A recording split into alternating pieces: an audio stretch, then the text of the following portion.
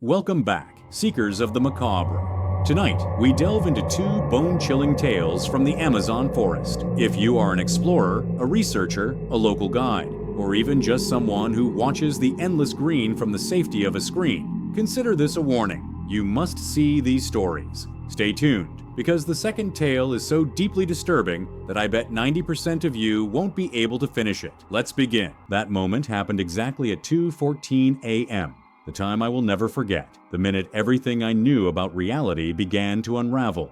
I woke up drenched in sweat, heart pounding, too aware of my surroundings. The mosquito net hanging limply above the hammock, the distant rustle of leaves in the Amazon rainforest, the oppressive warmth that seemed to press the air into my lungs. I sat up slowly and checked my recorder. The last entry was hours ago, but in the darkness someone, or something, had touched the record button again. I didn't press it. Somehow, it had turned on by itself. We had left civilization 3 days earlier. My intention was scientific, academic. I'm an anthropology researcher, driven by curiosity about the most isolated human cultures left on Earth. I had only read a brief obscure article about the Hauntora tribe, a people with remarkable health statistics, longevity beyond what any medical record could explain, and a lifestyle deeply interwoven with the jungle. No videos existed, no modern documentation. Just whispers among researchers and maps dotted with, "Here be unexplored forest." This was the frontier of human study, and I wanted to be the one to bring that story to light. The first time I saw a face painted in red in the undergrowth,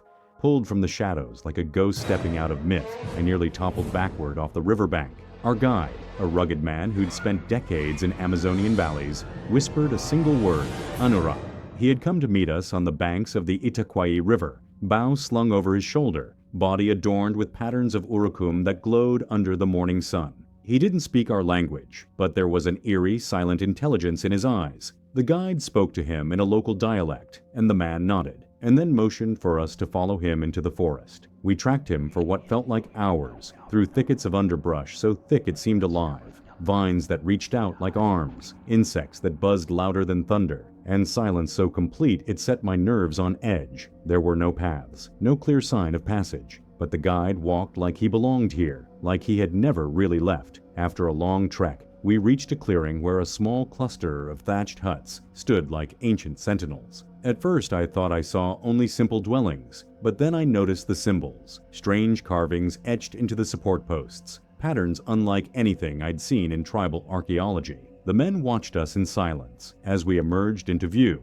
boughs resting casually, but visibly in their grips. Their bodies were tall, muscular, with faces painted in patterns that spoke of ritual, of deep heritage. Women stood slightly behind them, tending to children whose eyes were eerily calm, too aware for children that young. I could feel my mouth dry as I realized that this wasn't just an isolated community. This was a culture untouched by time or outside influence, living in an existence parallel to our own.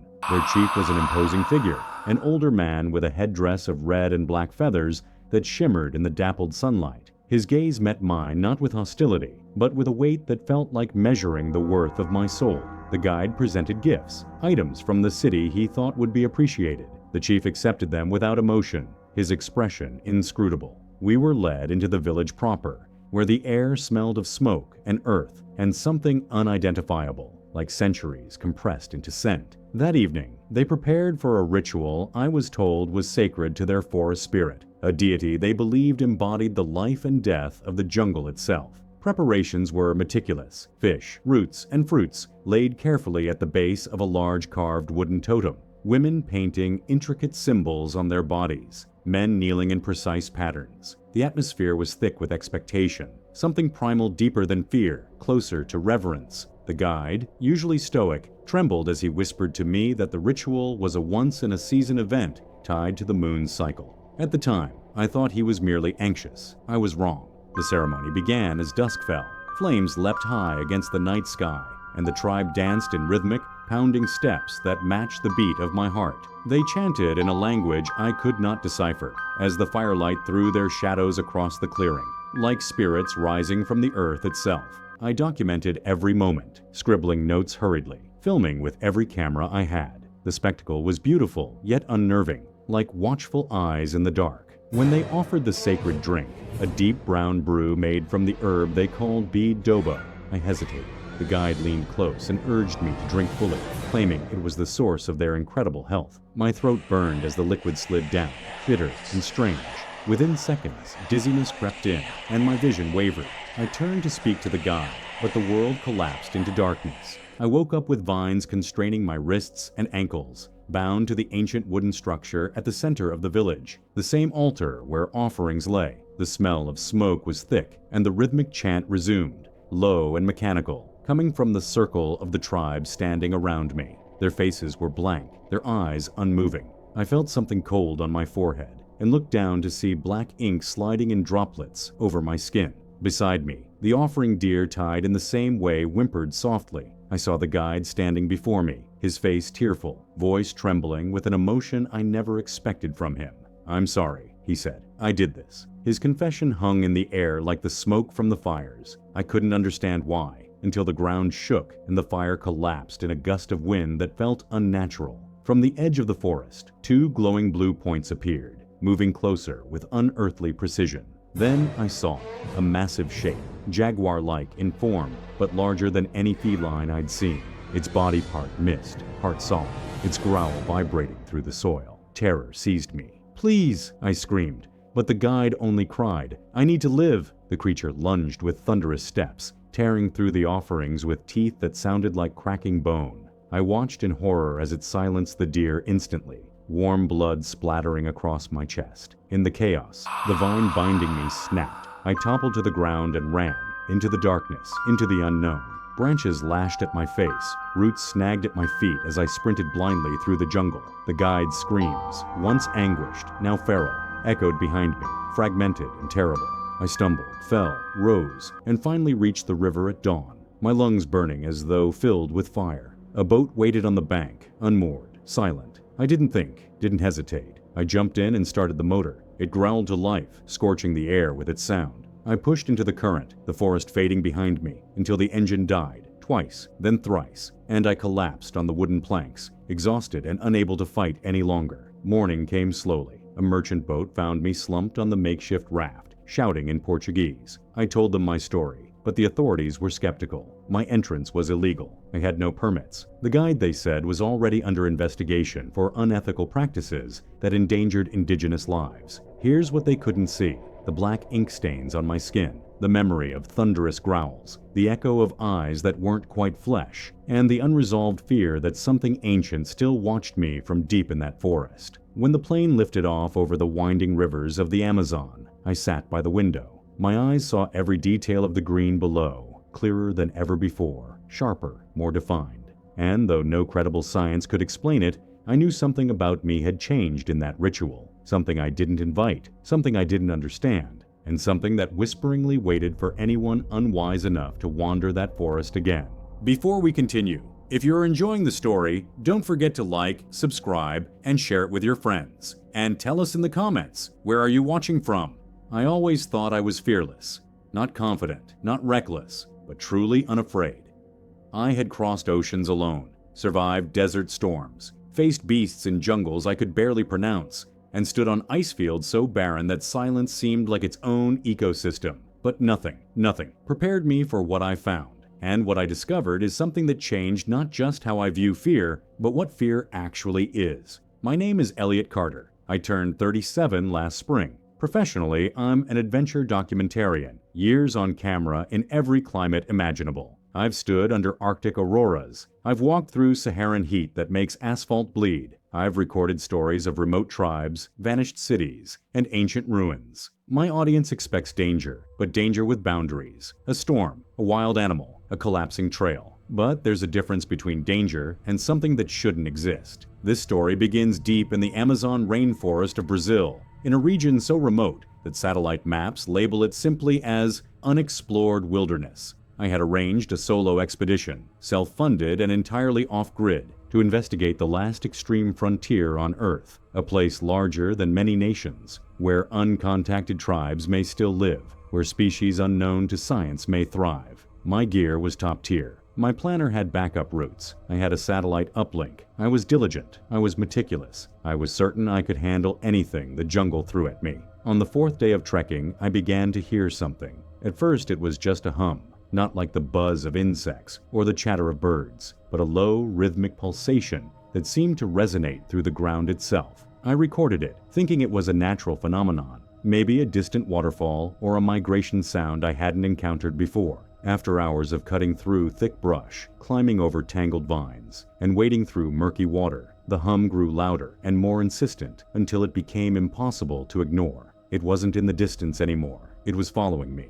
Hours later, I found it. Not just the source of the noise, but a structure so old and massive it shouldn't have existed in that part of the world. Twin stone gates, monolithic slabs standing shoulder to shoulder, monumental, silent, unmapped, and utterly out of place. The air vibrated with that same deep pulsing hum. It felt alive. I approached cautiously, camera rolling, heart pounding not with fear, but exhilaration, discovery. Like this doesn't come along twice in a lifetime. The gates were massive, stone walls covered in moss and vine, spread out on either side, blocking the view of whatever lay beyond. I could feel the vibration increasing as I neared. Then I saw the ancient words carved into the stone. Abandon toda esperança, quem entra aqui. Abandon all hope, all of you who enter here. I'd studied Portuguese in school, but I'd never seen this phrasing outside myth and old world quotes. My camera caught every detail. Every beetle crawling in and out of crevices, every spore of mold Shady grasped onto the stone.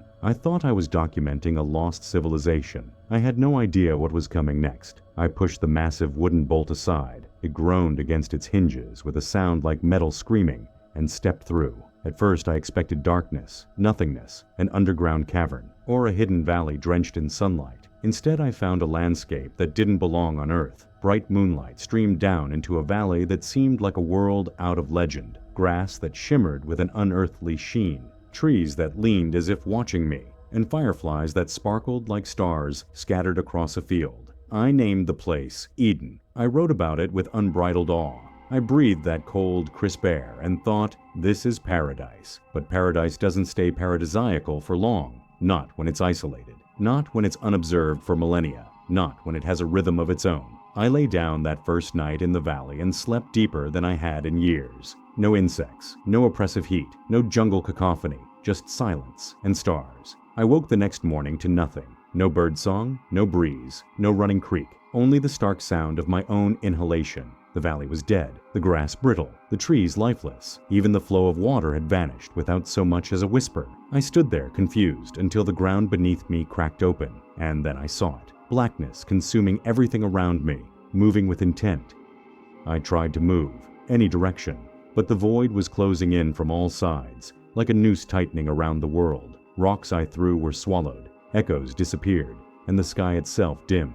I watched in horror as life drained out of Eden, left with nothing but a trembling heartbeat and a growing realization that I had crossed a threshold no human was meant to cross. I sat beside my gear, breath shaking, watching darkness inch inward like a living thing. My camera flickered in my bag, its last photo still showing two glowing lights in the distance. Eyes, or something that looked like eyes, hundreds of them. I stared at that image until the sun vanished. Phone battery at 2%, solar panel useless at night. My last entry on that journal was a message to my family, scribbled by hand, apologizing, knowing this might be my final recording. An ant scurried by, the last sign of life, and I whispered to it as though it was a companion, hoping it would stay. But it vanished into the blackness too. Then I laughed, a hollow, breathless sound, not because I was sane, but because something in me, something deep and broken, had finally remembered fear. I didn't leave Eden, not immediately, not entirely. The darkness didn't just swallow terrain.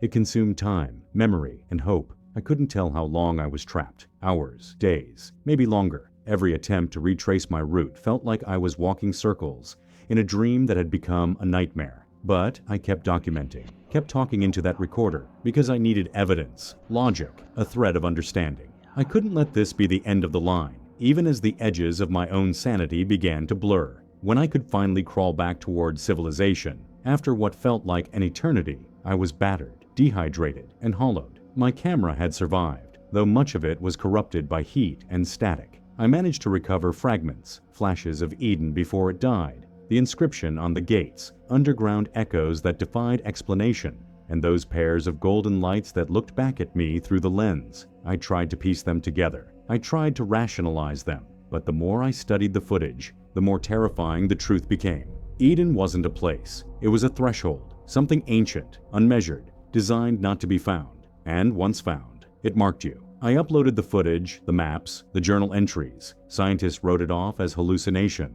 Cryptozoologists latched on. Trolls mocked it. The skepticals said it was dehydration, fever, cognitive collapse. They never saw the shadows in the background of some clips, barely perceptible. They never felt the weight of that final silence, where sound itself seemed to be drained away. They never watched what happened when the sun disappeared behind the creeping void. I'm not afraid of death. I've stared at it across deserts and oceans and mountains. But I am afraid of what I brought back with me, the memory of something that shouldn't exist, something that doesn't sleep, something that waits. The only thing I'm truly afraid of isn't Eden, and it isn't the void. It's the knowledge that some doors should never be opened, and once opened, they never fully close again. If this story gave you chills, don't forget to like, subscribe, and share it with your friends. And tell us in the comments which part scared you the most, and drop your ideas in the comments. Your idea might be our next nightmare.